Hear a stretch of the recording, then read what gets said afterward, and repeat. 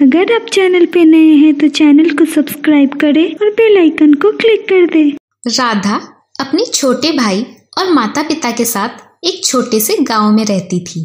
उसके पिता एक गोदाम में बोरी उठाने का काम करते थे और माँ धनी सेठ के घर में झाड़ू पोछा करती थी।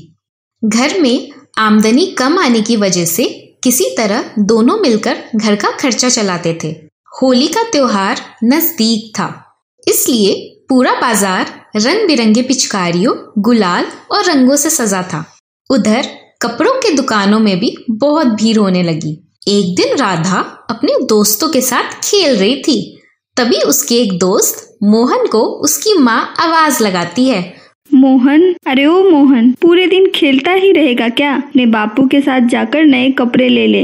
इतनी बातें सुनकर मोहन दोस्तों को बाय बोलकर खुशी खुशी अपने बापू के साथ बाजार चला गया। थोड़ी देर खेलने के बाद सभी आपस में बात करने लगे। हमारे नए कपड़े कब आएंगे? हमें भी घर जाकर बात करनी चाहिए। इतना कहकर सभी अपने घर चले गए। अपने अपने पापा से कपड़े खरीदने की जिद करने लगे। इधर राधा और श्याम भी अपने घर पहुंचे। घर पर उसकी मम्मी और पापा खाना खा रहे थे और बातें कर रहे थे। दोनों भाई बहन को देखकर उसके पिता बोले, आज तो तुम लोगों का खेल बहुत जल्दी खत्म हो गया। तभी राधा की माँ पूछती है, तुम दोनों भाई बहन का चेहरा क्यों उतरा हुआ है? तभी राधा बोलती है, पर उसका मोहन है ना, उसकी माँ उसे कपड़े लेने बाजार भेजी है। वो बोल रहा था बहुत अच्छी पोशाक खरीदने वाला है। उसके बापू हर त्योहार पर बहुत बड़ी दुकान से कपड़े खरीद कर देते हैं। हमने तो पिछली बार भी कपड़े नहीं खरीदे थे। तुम दोनों उदास क्यों हो रहे हो? इस बार जैसे ही तनख्वाह आएगी सबसे पहले तुम दोनों के लिए खरीदारी करूंगा। राधा बोली, सच बापू? बिल्कुल, अब तुम दोनों खुश हो जाओ। अब दोनों भाई बहन भी खुशी खुशी खाने बैठ जाते हैं। इसी तरह समय बीतता गया। राधा के पिता की अच्छी कमाई हो रही थी। धीरे धीरे वो सारे पैसे होली की खरीदारी के लिए इकट्ठा कर रहे थे, ताकि बच्चों के लिए कपड़े, पिचकारियां और खाने पीने का सामान खरीद सके। राधा और श्याम भी इसी उम्मीद में होली का इंतजार कर रहे थे। हमेशा की तरह एक दिन राधा की माँ धनी सेठ के घर से काम करके आती है। घर आते ही अचानक बहुत बीमार हो जाती है और घर पर कोई नहीं होता है। उसके पिता काम पर होते हैं और बच्चे गांव में अपने दोस्तों के साथ खेल रहे थे।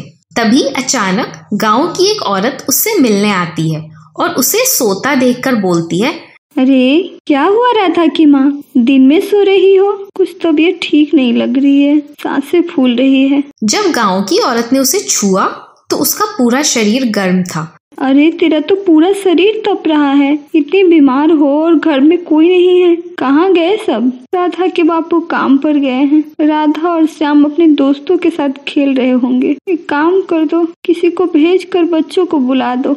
उसने बच्चों को बुलाने के लिए अपने बेटे रामू को भेजा।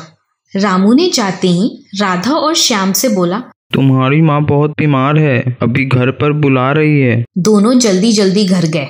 माँ को बीमार देखकर राधा वहीं रुक गई और श्याम को बोला, बापू को बुलाकर ले आओ। दोनों माँ बेटी आपस में बातें कर रहे थे। तभी श्याम और उसके पिताजी घर पहुंच गए।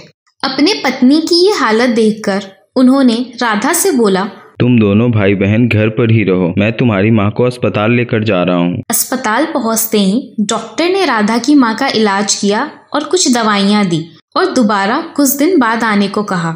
उसके बाद दोनों घर पहुंचे तो देखा दोनों भाई बहन उदास होकर बैठे थे। राधा के बापू ने दोनों भाई बहन को बोला, ज्यादा घबराने की बात नहीं है, डॉक्टर ने दवाइयाँ दी है, तुम्हारी माँ जल्दी ही ठीक हो जाएगी। अब अगली सुबह काम पर जाने से पहले राधा और श्याम को उसके पिताजी ने बोला, माँ का अच्छे से ख्याल रखना, मैं काम पर जा रहा हूँ। और बच्चों को समझाकर चले गए। इधर बच्चे भी दिन भर माँ का ख्याल रखा और खेलने भी नहीं गए। शाम को जब राधा के पिता घर आए तो सबको ठीक देखकर खुश हुए। रात में सबके सोने के बाद राधा के पिता बोलते हैं, बस एक दिन रह गए हैं होली में, क्या सोचा था और क्या हो गया? वादा किया था बच्चों को, कि इस बार नए कपड़े दिलाऊंगा, लेकिन जो भी पैसे रखे थे सारे दवाइयों और हॉस्पिटल में खर्च हो गए। अब मैं बच्चों को क्या जवाब दूंगा? उसकी पत्नी बोली, कोई बात नहीं, हम कल बच्चों से बात कर लेंगे। हमारे बच्चे बहुत समझदार हैं, वो हमारी बातें जरूर समझेंगे। देखते ही देखते होली का दिन भी आ गया। राधा के पिता उदास होकर बोले, मैं तुम लोगों के लिए कपड़े नहीं खरीद पाया। इसमें आपकी क्या गलती बापू, इलाज में पैसे खत्म हो गए। कोई बात नहीं, हम अगली होली पर कपड़े ले लेंगे। पिता राधा की बात सुनकर बहुत खुश हुए और बोले, चलो जो पैसे बचे हैं उससे रंग, गुलाल और पिचकारी खरीद लाते हैं और खाने का भी सामान ले लेंगे ताकि पकवान बन सके। श्याम और उसके पिता जैसे ही बाजार जाने के लिए तैयार होते हैं, वैसे ही धनी सेठ का ड्राइवर उसके घर पहुंच जाता है। राधा की माँ बोलती है, अरे ड्राइवर बाबू, आप यहाँ कैसे? तब ड्राइवर बोला,